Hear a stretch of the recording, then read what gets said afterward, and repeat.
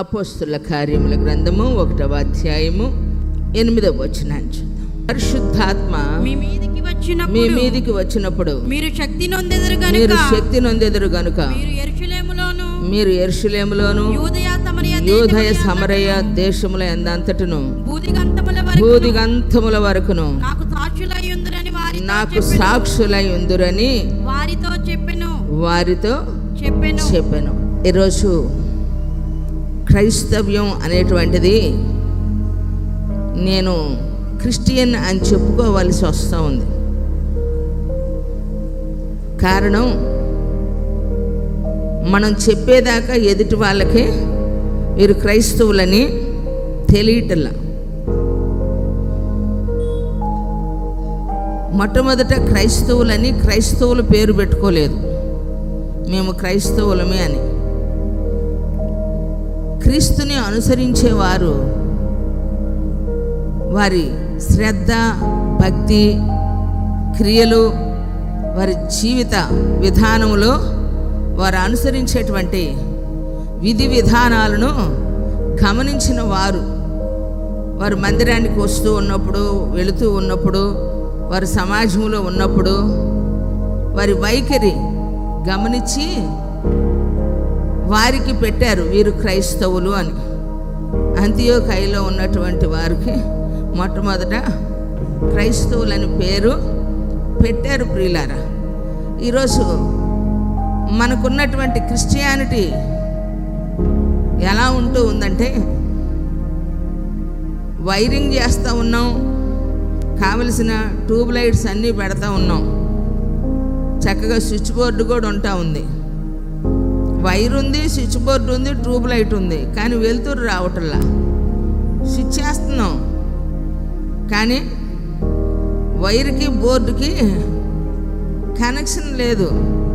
అది ఎప్పుడైతే కనెక్ట్ అవుతూ ఉంటుందో మనం స్విచ్ చేయగానే లైట్ ఆన్ అయ్యిద్ది, ఆఫ్ చేయగానే ఆఫ్ అయ్యిద్ది. కాబట్టి ఫిట్టింగ్ అనేటువంటిది మనం చేసుకున్న దానిని బట్టి, నువ్వు సిటికేసినా లేదంటే ఇలా అన్నా కూడా నువ్వు సెట్ చేసుకునే దాన్ని బట్టి డోర్ అయినా ఆన్ అయ్యిద్ది, లైట్ అయినా ఆన్ అయ్యిద్ది, ఆఫ్ అయ్యిద్ది. కాబట్టి కనెక్ట్ అవ్వట్లేదు. దేనికి అదే ఉన్నప్పుడు ఎవరికి వారిలాగే ఉంటూ ఉన్నారు.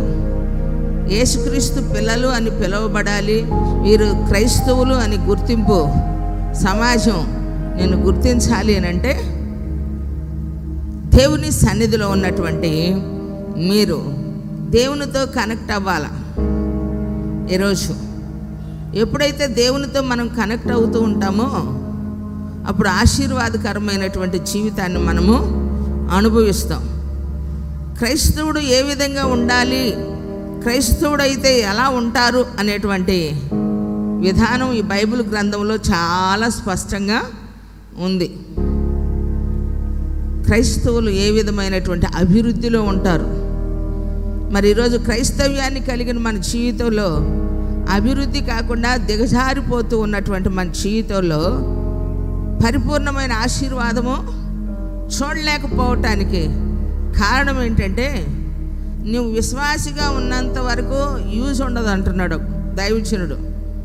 విశ్వాసిగా ఉంటే నీకేం యూజ్ ఉండదు, కానీ విశ్వాసమైనటువంటి నీవు నీ జీవితంలో విశ్వాసికి తగినట్టుగా నీవు అనుదినము దేవునితో నడిచేటువంటి విధానంలో నీవు ఆసక్తి కలిగినటువంటి వారిగా ఉండాలి. ఇక్కడ చదువుకున్న లేఖన భాగంలో మనం ఒక మాట చూస్తూ ఉన్నాం.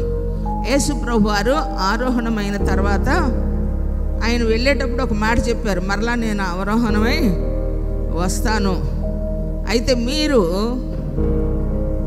ఇక్కడే ఉండుండి, యెరూషలేములోనే ఉండుడి, యెరూషలేములోనే కనిపెట్టుకొని ప్రార్థన చేయండి. నాతో మీరు తిరిగారని, ఈ మధ్యలో నేను కార్యాలు చేశానని మీరు సంకలు ఎగరేసుకుంటూ డొప్పులు కొట్టుకుంటూ తిరిగితే మిమ్మల్ని ఎవరు కూడా లెక్క చేయరు. మీతో నేను ఉన్నంత కాలం, అదే కదా పరిసయ్యులు అడుగుతారు, మీ శిష్యులు ఎందుకని ఉపవాసం ఉండరు? పరిసయ్యులు వారానికి ముమ్మారు ఉపవాసం ఉంటారు, ఎంత చక్కగానో. వాళ్ళు చాలా పర్ఫెక్టు. వాళ్ళు జీవించేటువంటి క్రియలు లేవు, కానీ సిద్ధాంతాన్ని వారు పాటిస్తారు. ఏంటి క్రైస్తవుడు సిద్ధాంతము? ఉపవాసం ఉండటం, దేవుని మందిరానికి రావటం, దేవుని సన్నిధిలో నియమించబడినటువంటి ఏ రోజు కూడా వారు ఇది మాకు కాదు అనుకోరు, అన్నీ అనుసరిస్తారు. అయితే వారి కష్టార్జితంలో కూడా సమస్తమైన వాటిలో ప్రథమ ఫలాల విషయంలో ఏంటి కృతజ్ఞత అర్పణల విషయంలో కలిగిన పుదీనాలో జీలకర్రలో కూడా 10వ భాగము ఇచ్చేవారిగా ఉన్నారు. వారి అనుభవం ఎలా ఉందంటే, బోరింగ్లో నుంచి నీళ్ళు వస్తాయి, కానీ బోరింగ్ చుట్టూ శుభ్రం చేయబడుతుంది, బోర్ లోపల శుభ్రం చేయబడాల. అన్నీ చేస్తూ ఉన్నారు. అయితే అంతరంగంలో శుద్ధీకరణ లేనటువంటి దానిని బట్టి వారు పైన ఆచారాల గురించి వారు నిమగ్నమయ్యారు.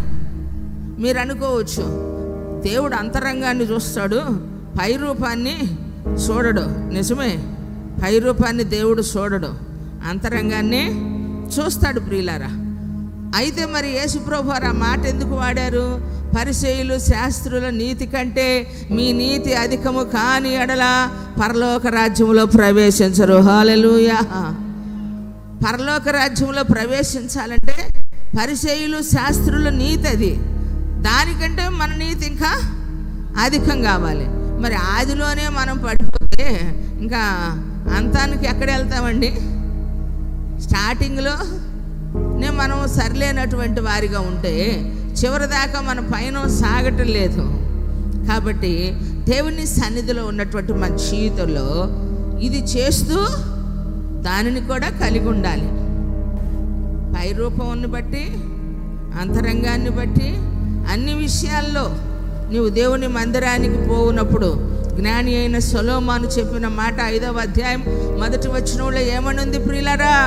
నీవు దేవుని మందిరమునకు పోవునప్పుడు నీ ప్రవర్తనను జాగ్రత్తగా చూసుకోవాలి.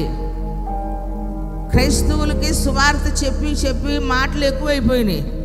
ఇంకా అన్నిటిలో కూడా మాటలు ఎక్కువగానే ఉంటాయి. కానీ అదే అధ్యాయంలో ఏమంటున్నారు? నువ్వు త్వరపడి మొక్కుకోమాక. చాలామంది క్రైస్తవులు ఆపదల మొక్కులు వాడు కాదు, ఆపద కాలమున ఆదుకునేవాడండి. ఆపద కాలమున మనల్ని ఆదుకునే దేవుడు ఆయన దుర్గముగా ఉన్నాడు.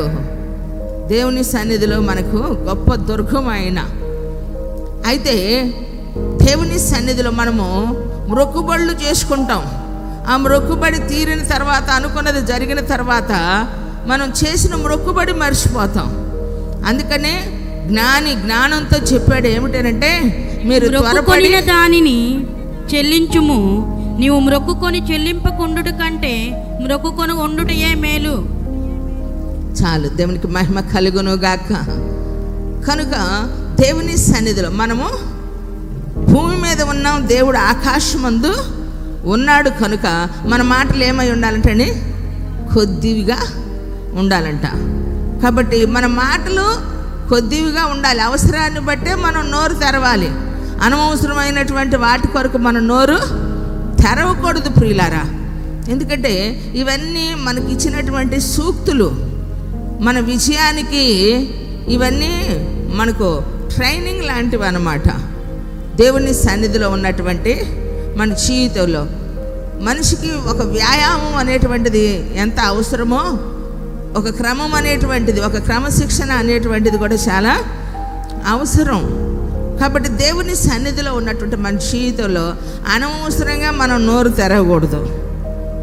ఒక వ్యక్తి తన అనుభవంలో చెప్పే మాట ఏమిటంటే, ఒకరిని గూర్చి మరొకరు మాట్లాడుకునేటువంటి మనుషుల దగ్గర నీవు ఉన్నావు అనుకో, ఇతరుల గురించి నువ్వు చెప్పుకునేదానికి నీవు ఆసక్తి కలిగి ఉంటే, ఒక రోజున ఆ ప్లేస్లో నువ్వు లేకపోతే ఆ రోజు నిన్నే గురించి చెప్పుకోబడుతుంది.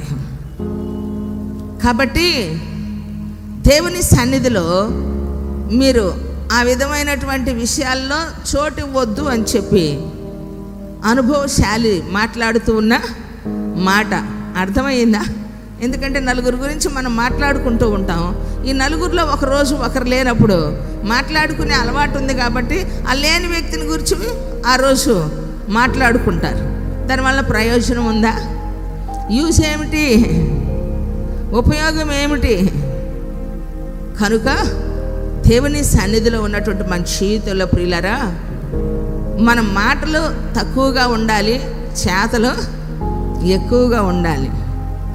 విశ్వాసకి ఏం కావాలి? మెయిన్ అంటే విశ్వాసం ఉంది. విశ్వాసము అనేటువంటిది బైబిలు కొత్త నిబంధనకు జ్ఞాని